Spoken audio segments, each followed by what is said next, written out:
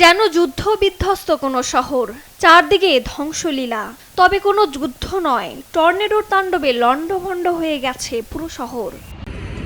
প্রিয়জন হারানোর শোকে নিস্তব্ধ চারপাশ, দুমড়ে মুচড়ে গেছে ঘরবাড়ি, যা হারিয়ে দিশেহারা মানুষ। সম্প্রতি একের পর এক মোট 18টি টর্নেডোর আঘাতে বেহাল দশা সাজানো গোছানো এই গ্রিনফিল্ড শহরের। নষ্ট হয়ে গেছে ফুলে ফলে ভরপুর এই নার্সারির হাজার হাজার গাছ।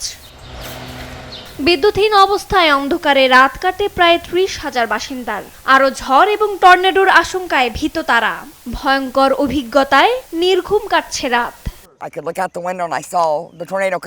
আমি জানালার বাইরে তাকিয়ে দেখছিলাম টর্নেডোটি আমাদের দিকে ধেয়ে আসছে।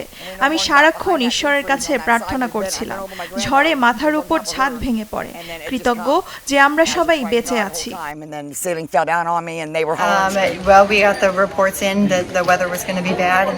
আমরা পূর্বাভাস পেয়েছিলাম যে আবহাওয়া খারাপ হতে চলেছে, আমাদের শহরে টর্নেডো আসছে।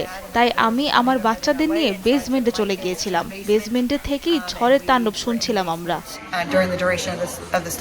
15টি কাউন্টিতে জরুরি অবস্থা জারি করেছে আইওয়ার গভর্নর কিম রেনল্ডস। সবাইকে সতর্ক এবং নিরাপদে থাকার ঘোষণা দিয়েছেন তিনি। বুধবার টর্নেডো দ্বারা বিধ্বস্ত আইওয়া শহরও পরিদর্শন করেছেন তিনি। এখানে এসে আমি যে ভয়াবহতা টের পেয়েছি তা ভাষায় বর্ণনা করতে পারবো না। আমি মনে করি ক্ষয়ক্ষতি আরো বেশি হয়েছে। উদ্ধার কাজ এখনো চলছে।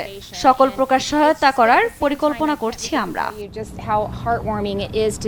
রজনী রহমান, নিউজ ডেস্ক, দেশ টিভি।